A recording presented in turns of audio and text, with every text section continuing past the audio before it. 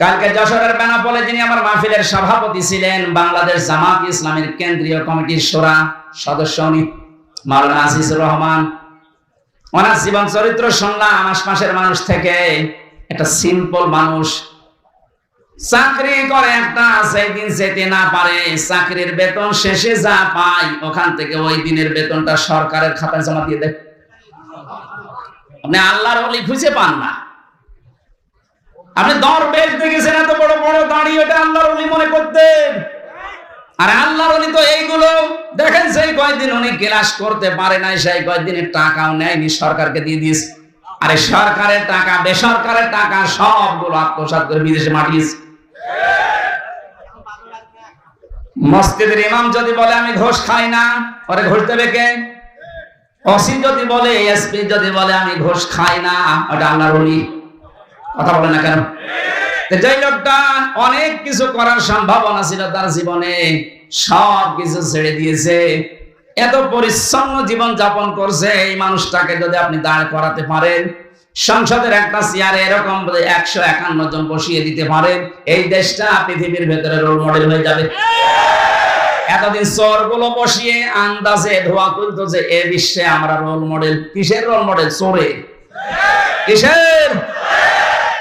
Doctor Mohammad Yunus গত পরশুদিন জানিয়েছে যত টাকা পাচার হয়েছে প্রায় 4/3 সব নিয়ে আসার ব্যবস্থা হচ্ছে, বাকিটা চলে আসবে ইনশাআল্লাহ। আমার মা হয় টাকাগুলো যদি আসতে না পারে, যাদের বউ ছেলে মেয়ে স্ত্রী পুত্র এদেশে আছে, ওদেরকে রাষ্ট্রের কাজে লাগান, কোনো ছাড় নেই। যে বেতন পায় ওই বেতন দিয়ে তো সংসার চলার কথা না, অথচ বেনজিরের আমার হাসান আলাউদ্দিনের চেয়ার রাখবে।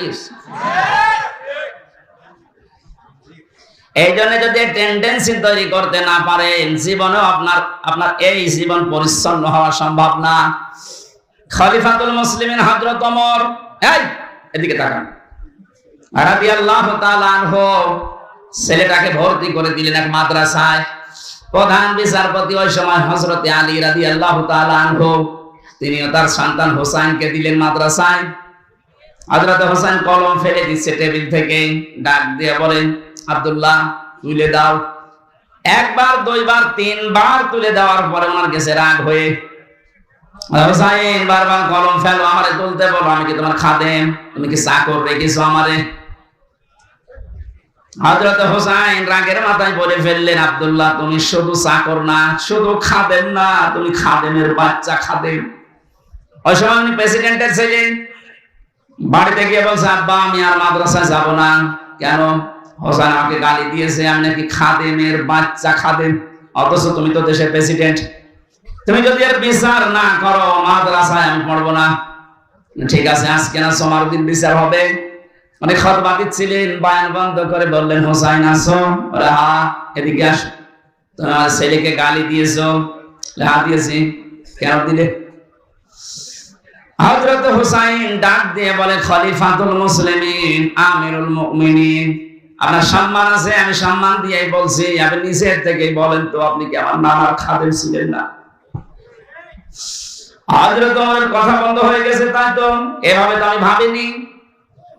তিনি বললেন, হোসাইন যে কথাটা তুমি বললে এটা কি লিখে দিতে পারবা? কাগজ কলম নিয়ে আসেন। খেজুরের পাতা নিয়ে এসেছে, উনি লিখে দিলেন, ওমর আমার নানার খাদেম ছিল, আমি দেখেছি, এটি হোসাইন ইবনে আলী, সই করে দিলাম। কাগজটা হাতে নিয়ে হযরত ওমর চমা খেলেন, ডাক দিয়ে বললেন, নবীর সাহাবীরা, বিচার হয়ে গেছে। হযরত আব্দুল্লাহ তো ছোট মানুষ, বসে না, বলে আবার কি করে বিচার করলে? একটা বিচার হলো, হোসেনকে কিছু বলবা না? হযরত ওমর বলে, সন্তান, যে বিচার করেছে শুধু দুনিয়া না, আখিরাতেও কাজে লাগবে। আমি যখন মারা যাব, এই কাগজটা আমার কাফনের ভেতরে দিয়ে দিও। বিচার যখন শুরু হবে, আমার আল্লাহ পাক যদি আমার জীবনের কিছুই পছন্দ না করে, এই কাগজটা তুলে দেখাবো, রব্বুল আলামিন তাকাও এদিকে, তোমার নাম নবীর নাতি লিখে দিয়েছে, আমি নবীর খাদেম ছিলাম। ইয়াসিলাই বলো, তুমি আমার বিচারটা সহজ করে আমারে মাফ করে দাও। অথচ জান্নাতের গ্যারান্টি পেয়েছে জিন্দা অবস্থায়। আকাশের যে তারকা দেখতে পান, নবীজি বলেন কেউ যদি গণনা করে হয়তো একদিন শেষ করে ফেলবে গণনা করে। কিন্তু হযরত ওমর 26 বছর বয়সে মুসলমান হওয়ার পর যত নেকির কাজে আঞ্জাম দিয়েছে, কিয়ামত পর্যন্ত কেউ যদি ওমরের নেকি গণনা করে শেষ হবে না। কোন পর্যায়ের মানুষ ছিলেন উনি? তো হিসাব নিয়ে কত ভীত সন্তুষ্ট ছিলেন। সুতরাং আমরা বৈষম্য বিরোধী ছাত্র আন্দোলনের মাধ্যমে যে স্বাধীনতা পেয়েছি, 9 দফা দাবি। কয় দফা? এর একটা ছিল যে আমরা কারো হাত বেঁধে রাখতে চাই না, সব হাত থাকবে খোলা। গতকালকে ডক্টর মোহাম্মদ ইউনূসের ভাষণ শোনেননি? কোনো হাত বাঁধা থাকবে না, সব হাত থাকবে কি? আমার হাত খোলা থাকতে চাই, হবে ইনশাআল্লাহ। আর 100% ন্যায় বিচার কায়েমের জন্য এটা লাগবে, তাছাড়া সম্ভব না। প্রশ্ন আসতে পারে, তাহলে উন্নত বিশ্বে যে সমস্ত দেশগুলো আছে ওখানে তো এটা কায়েম নেই, ন্যায় বিচার না, ন্যায় বিচার নেই। আমি কয়েকদিন আগে সিঙ্গাপুর, মালয়েশিয়া, থাইল্যান্ড সহ বহু দেশে ঘুরে আসলাম, কিচ্ছু পাইনি। হ্যাঁ, ওখানে নিয়ম নীতি ঠিক আছে, যেহেতু কোরআনে কারিমের বিচার ব্যবস্থা চালু নেই, এই জন্য অনেকের উপরে ওখানে অবিচার হচ্ছে। এই জন্য অবিচার মুক্ত করার জন্য, ন্যায় বিচার কায়েম করার জন্য এর বিকল্প দুনিয়ায় কিছু নেই, থাকতেও পারে না। এইটা দিয়ে যদি কেউ বিচার ফয়সালা না করে, আল্লাহর ভাষায় সে কাফের, সে জালেম, সে ফাসিক। আমরা যেন জালেম হয়ে, কাফের হয়ে, ফাসিক হয়ে মরতে চাই, তাহলে এইটার বিচার ব্যবস্থা কায়েম করা লাগবে না। আমার হাকামা বিহি আদালা, যারা এটা দিয়ে বিচার করে তারা ন্যায় বিচার কায়েম করতে পারে। আরে ভাই, 53 বছর তো আপনি দেখলেন যে কেমন লাগে দেশটা। বাবা চালিয়েছিল, দুর্ভিক্ষে মানুষ মরিছে। স্বামী চালিয়েছিল, চাচা চালিয়েছিল, আপনাদের এই কথা বলে না, আপা চালিয়েছে, ভাবি চালিয়েছে। কাঙ্ক্ষিত মানের শান্তি আমরা দেখতে পাইনি, আর পাওয়া সম্ভব না। এখন শুধু দেখতে বাকি আছে আল্লাহর এই কোরআন দিয়ে 56,000 বর্গ মাইল চললে কেমন দেখা যায়। এটা দেখতে চান কারা? দেখি লিল্লাহি তাকবীর, আলহামদুলিল্লাহ। যে আল্লাহ আমাদেরকে আজ তাফসীরুল কোরআন মাহফিলে কোরআনের তাফসীর শোনার জন্য নিয়ে আসলেন, এটা একটা নিয়ামত। এই কারণে আমরা খুশি, বলছি আলহামদুলিল্লাহ।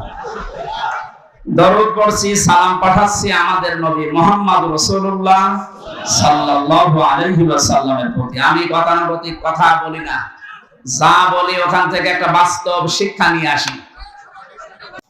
বিশ্ব নবীকে আল্লাহ পুরা কোরআন শরীফে 7টা নামে ডাক দিয়েছেন। এখানে আলেম নেই? আছে, আলহামদুলিল্লাহ। ওরা আলেমদেরকে বলছি, এই 7টা নামের ভেতরে সর্বপ্রথম যে নাম ধরে ডাক দিয়েছেন নবীজিকে, 1 নম্বরে বলেছেন ইয়াসিন। ইয়া হরফে নিদা, ইয়া মানে হে, সিন মানে সাজ্জেদ। তাফসীরে কাবীরে আল্লামা ফখরুদ্দীন রাজি রাহমাতুল্লাহ আলাইহি উনি 5টা অর্থ দিয়েছেন এই সিনের। উনি বলেন সিন মানে সাজ্জেদুল আলামিন, সিন মানে সাজ্জেদুল বাশার, সিন মানে সাজ্জেদুল কাউনাইন, সিন মানে সাজ্জেদুল আম্বিয়া, সিন মানে সাজ্জেদুল মুরসালিন।